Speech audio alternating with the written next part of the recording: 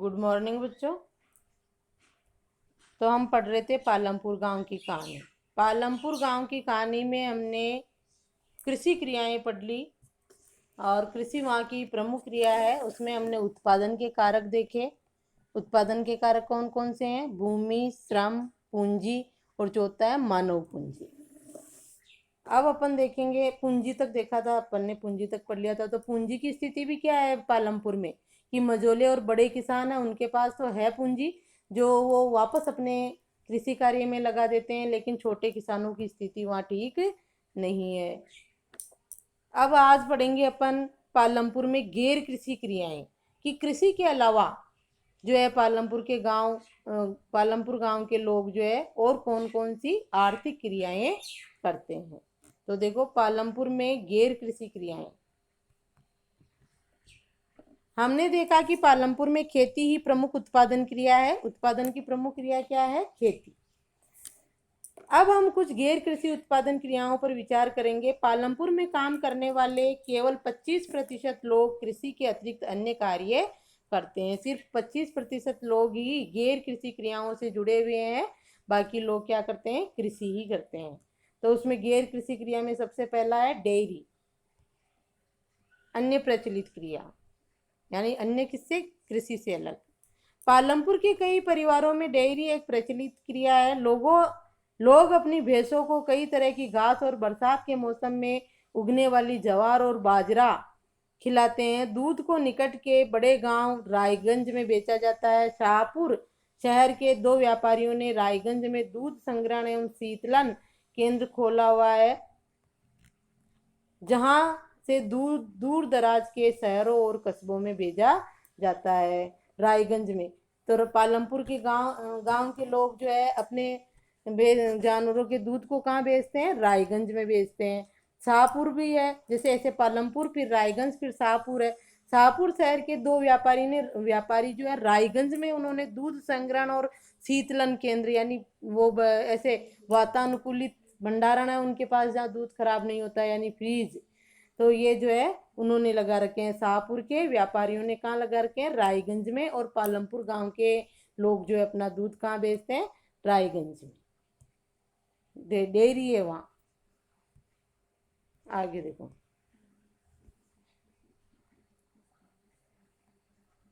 ये देखो, ये सारणी आप भरोगे। हम 3 किसानों के उदाहरण लेते हैं। प्रत्येक ने अपने खेत में गेहूं बोया है, यद्यपि उनका उत्पादन भिन्न भिन्न है। देखिए स्तंभ 2, दूसरा किसान। प्रत्येक किसान के परिवार द्वारा गेहूं का उपभोग समान है। उपभोग क्या है? समान है। देखिए स्तंभ 3, तीसरा किसान। इस वर्ग के समस्त अधिशेष गेहूं का उपयोग अगले वर्ष के उत्पादन के लिए पूंजी के रूप में किया जाता है। ये भी मान लीजिए कि उत्पादन इसमें प्रयुक्त होने वाली पूंजी का दुगना होता है। उत्पादन कितना है? पूंजी का दुगना है।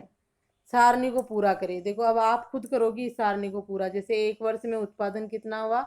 100। उपभोग कितना हुआ? 40। तो से अधिशेष कितना बचा? 60 बच गया। 100 में से 40 माइनस किया तो अधिशेष उत्पादन उपभोग। और अगले वर्ष के लिए पूंजी कितनी है? 60। जो अधिशेष बचा वही अगले वर्ष के लिए है। तो इस तरह इसको करना है आपको। ये सारणी इसको देख के भरनी है। 120, 120 का 40। अब 40 में से माइनस कर दो तो यहाँ लिखो ये किसान है। 1 2 3 एक और सॉरी वर्ष। ये तो किसान तो ये है पहला, दूसरा, तीसरा। तो इनकी स्थिति आपको जाननी है सारणी भर के। ठीक है।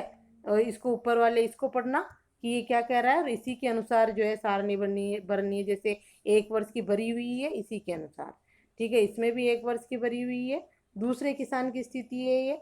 80 में से 40 तो अधिशेष भी कितना बच जाएगा? 40। इस तरह से आपको ये पूरा करना है। और ये इसके 40 बचा है, उसके पहले किसान की कितना बचा? अधिशेष 60 बचा। इसके 40 बचेगा। और इसके देखो, इसके 80 में से ये 40 बचेगा, इसके 60 में से 40 माइनस किए तो 20 ही बचेगा। तो ये कौन सा किसान हुआ? ये बड़ा किसान हुआ, ये वाला। और ये छोटा मझोला किसान हुआ, और ये छोटा। ठीक है। इस तरह से आप फिर देखोगे।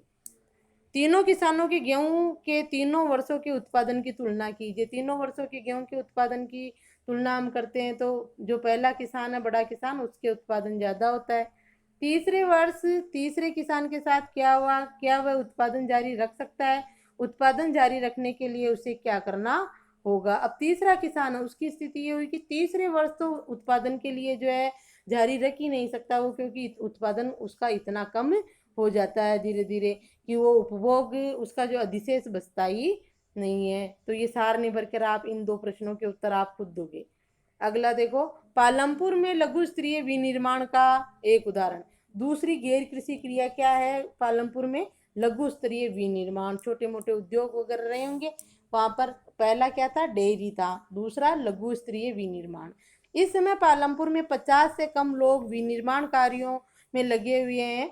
शहरों और कस्बों में बड़ी फैक्ट्रियों में होने वाले विनिर्माण के विपरीत पालमपुर में विनिर्माण में बहुत सरल उत्पादन विधियों का प्रयोग होता है और उसे छोटे पैमाने पर ही किया जाता है। विनिर्माण कार्य पारिवारिक श्रम की सहायता से अधिकतर घरों या खेतों में किया जाता है। श्रमिकों को कभी कभार ही किराए पर लाया जाता है। तो लघु स्तरीय विनिर्माण है पालमपुर में, कोई बड़ी बड़ी कंपनियां नहीं है, घर परिवार के लोग ही जो है लघु स्तर पर किन्हीं वस्तुओं का उत्पादन कर देते हैं, जैसे दरी बनाना करना इस तरह का होता है ना, तो वो जो है लघु स्तरीय क्षेत्र में ही करते हैं, अपने घर पे या अपने खेत पे। तो अपने परिवार के सदस्य ही कर लेते हैं। कभी कभार ज़्यादा उत्पादन करना होता है, मांग ज़्यादा हो जाती है, तब वो जो है बाहर से श्रमिक बुला लेते हैं। बाकी विनिर्माण कार्य लघु स्तर पर ही है, कम होता है मतलब उत्पादन।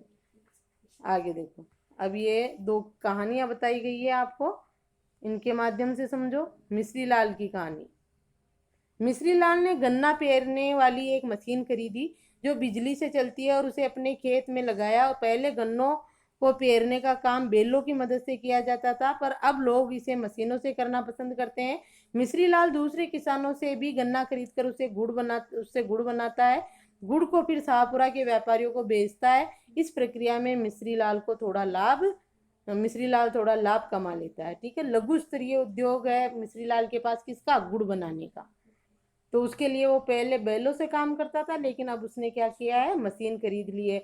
तो गांव के अन्य लोगों के गन्ना उत्पादित होता है वो भी मिश्री लाल खरीद लेता है, उसका गुड़ बनाता है और जो है शहर में बेचता है। दूसरी कहानी देखो, करीम की कहानी। करीम ने गांव में एक कंप्यूटर केंद्र खोला है। हाल ही के वर्षों में कई विद्यार्थी शाहपुरा शहर के कॉलेज जाने लगे।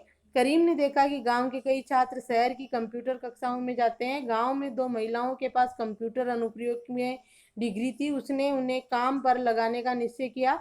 उसने कंप्यूटर खरीदे और अपने घर में बाजार की ओर खुले बाहर के कमरे में कक्षाएं प्रारंभ की। हाई स्कूल के छात्रों ने पर्याप्त संख्या में इन कक्षाओं में आना प्रारंभ कर दिया। करीम पढ़ा लिखा कंप्यूटर सीखा हुआ व्यक्ति है पालमपुर का। दो महिलाएं भी कंप्यूटर सीखी हुई है। तो उसने देखा कि वहाँ के लोग जो है पालमपुर के लोग कंप्यूटर शिक्षा के लिए बाहर जाते हैं, शाहपुरा जाते हैं। तो उसने सोचा कि मैं ही खोल लूँ यहाँ पे। तो उसने कंप्यूटर केंद्र खोल लिया और दो महिलाओं को जो कंप्यूटर सीखी हुई थी, उनके पास डिग्री थी, उनको भी रोजगार पर रख लिया। तो उन दो को भी रोजगार मिला, अन्य काम हो गया उनके लिए भी, और करीम को भी मिला लो रोजगार, और गांव उसके पालमपुर के बच्चों को बाहर भी नहीं जाना पड़ा। तो ये कृषि के लिए अन्य क्रिया है पैसा कमाने की। ठीक है, ये लघु स्तरीय विनिर्माण है, लघु स्तरीय उद्योग। ठीक है, अब देखो, मिश्री लाल को गुड़ बनाने की उत्पादन इकाई लगाने में कितनी पूंजी की जरूरत पड़ी होगी? मशीन लेके आया था वो, तो उसको पूंजी की जरूरत पड़ी ही होगी। इस कार्य में श्रम कौन उपलब्ध कराता है? श्रम कौन उपलब्ध कराता है? इस कार्य में काम मशीन करती है और घर परिवार के सदस्य ही। क्या आप अनुमान लगा सकते हैं कि मिश्री लाल क्यों अपना लाभ नहीं बढ़ा पा रहा था? क्योंकि उसका विनिर्माण उद्योग जो था बहुत ही लघु स्तर का था, थोड़ा ही लाभ कमा लेता था वो, है ना। इस प्रक्रिया में थोड़ा लाभ कमाता था, बहुत अधिक लाभ नहीं बढ़ा पा रहा था, क्योंकि उसका कम स्तर का था तो कम ही लाभ होता था, कोई बड़ी कंपनी नहीं थी उसके। क्या आप ऐसे कारणों के बारे में सोच सकते हैं जिनसे उसे हानि भी हो सकती हो? ये भी सोच सकते हैं हम कि मान लो लाइट नहीं आई हो, या उसकी मशीन खराब हो जाए, गन्ना जो है खराब हो जाए, या उसका गुड़ जो है बिके नहीं, कोई भी स्थिति हो सकती है कि उसको हानि भी हो सकती है मिश्री लाल को। मिश्री लाल अपना गुड़ गांव में न बेचकर शाहपुरा के व्यापारियों को क्यों बेचता था? कि व्यापारियों से उसको थोड़ी अच्छी कीमत मिल जाती थी। करीम की पूंजी और श्रम किस रूप में मिश्री लाल की पूंजी और श्रम से भिन्न है? तो बताओ इसमें मेहनत किसको ज्यादा करनी पड़ रही, मिश्री लाल को या करीम को? मेहनत, शारीरिक मेहनत, श्रम तो मिश्री लाल को ज्यादा करना पड़ रहा है, करीम को नहीं करना पड़ रहा है, क्योंकि कंप्यूटर वो पढ़ा लिखा है, कंप्यूटर शिक्षा दे रहा आराम से बैठा बैठा। तो करीम की पूंजी और श्रम किस प्रकार से मिश्री लाल की पूंजी और श्रम से भिन्न है? तो आप ये बता दो कि करीम की पूंजी और श्रम क्या है, कि उसकी शिक्षा जो है उसके पूंजी है करीम की, और उसकी मशीन उसकी कार्यशील पूंजी है। तो इस तरह से। इससे पहले किसी और ने कंप्यूटर केंद्र क्यों नहीं शुरू किया? संभावित कारणों की चर्चा की है। इससे पहले कंप्यूटर केंद्र क्यों शुरू नहीं किया? हो सकता है किसी के पास कंप्यूटर खरीदने के पैसे ही नहीं हो इससे पहले, या फिर गांव में कोई कंप्यूटर शिक्षा प्राप्त करा हुआ ही नहीं हो, इसलिए। तो ये आपके पढ़ के आपके मन से उत्तर देने वाले हैं प्रश्न है, ठीक है। अब अगला देखो।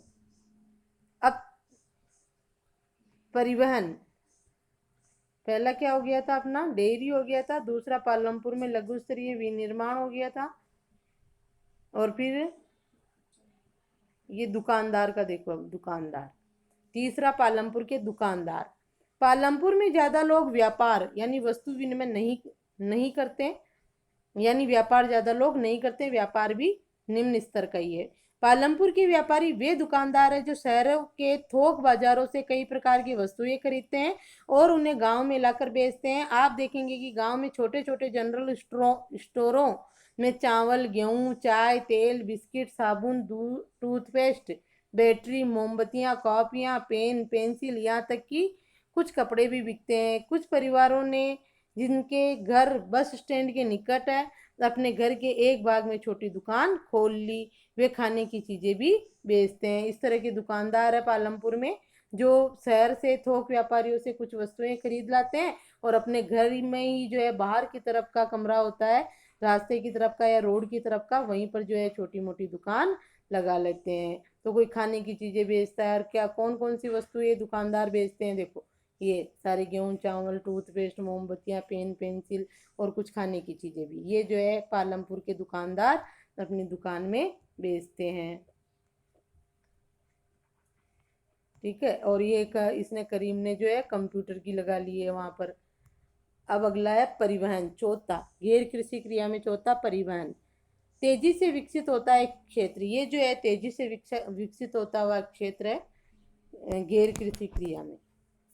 तो देखो पालमपुर और रायगंज के बीच सड़क पर कई प्रकार के वाहन चलते हैं, रिक्शा वाले, तांगा वाले, जीप, ट्रैक्टर। ये भी पूछा जा सकता है आपसे कि परिवहन के साधन कौन कौन से हैं, दुकानदार क्या क्या बेचते हैं, जो तो ही गया। रिक्शा वाले, तांगे वाले, जीप, ट्रैक्टर, ट्रक ड्राइवर तथा परंपरागत बैलगाड़ी गाड़ी और दूसरी गाड़ियां चलाने वाले वे लोग हैं जो परिवहन सेवाओं में शामिल है। तो ये सारे परिवहन के साधन है पालमपुर के, कौन कौन से, रिक्शा, तांगा, जीप, ट्रैक्टर, यहाँ तक कि बैलगाड़ियाँ और दूसरी गाड़ियाँ, घोड़ा गाड़ी, गधा गाड़ी, जो भी है, सभी क्या है, परिवहन सेवाएं हैं। वे लोगों और वस्तुओं को एक जगह से दूसरी जगह पहुंचाते हैं और इसके बदले उन्हें पैसे मिलते हैं। ये गैर आर्थिक क्रिया है परिवहन की। जी किसी के पास घोड़ा गाड़ी है, ऊंट गाड़ी है, तो वो जो है एक वस्तुओं को एक स्थान से दूसरे स्थान, यानी पालमपुर में से वस्तुओं को शाहपुरा, रायगंज ले जाते हैं और उसका किराया लेते हैं, तो वो इस तरह से पैसा कमाते हैं। गत कई वर्षों से में परिवहन से जुड़े लोगों की संख्या बहुत बढ़ गई है, और तेजी से बढ़ता गैर कृषि कार्य क्षेत्र कौन सा है पालमपुर में, परिवहन, यही बड़ा है। अब देखो किशोर की कहानी, देखो इसमें किशोर एक खेतिहर मजदूर है। अन्य ऐसे श्रमिकों की भांति किशोर को अपनी मजदूरी से अपने घर परिवार की आवश्यकताएं पूरी करने में कठिनाई होती है।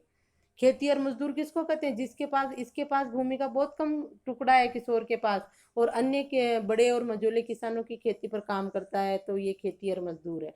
तो अपना घर भी नहीं चला पाता उस मजदूरी से, कठिनाई होती थी। कुछ वर्ष पहले किशोर ने बैंक से कर्ज लिया लिया था। ये एक सरकारी कार्यक्रम के अंतर्गत था जिसमें भूमिहीन निर्धन परिवारों को सस्ते कर्ज दिए जा रहे थे। किशोर ने इस पैसे की एक भैंस खरीदी।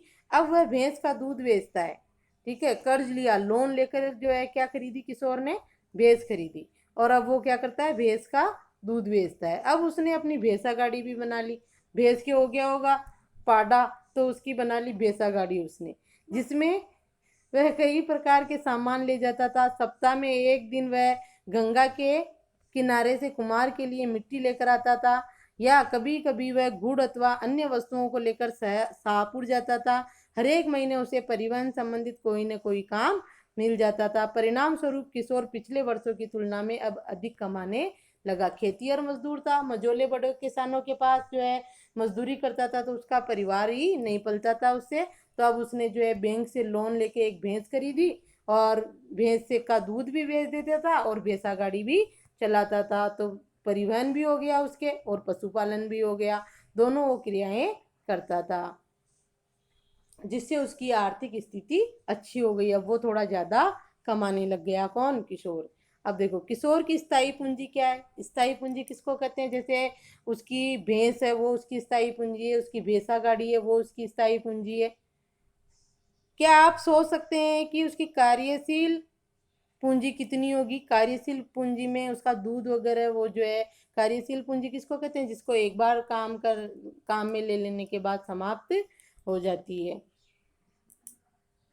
किशोर कितनी उत्पादन क्रियाओं में लगा हुआ है? किसान दो उत्पादन क्रियाओं में लगा हुआ, दो क्या तीन ही मान लो। एक मजदूरी करता है, दूध बेचता है, पशुपालन करता है, और एक परिवहन से भी जुड़ा हुआ है।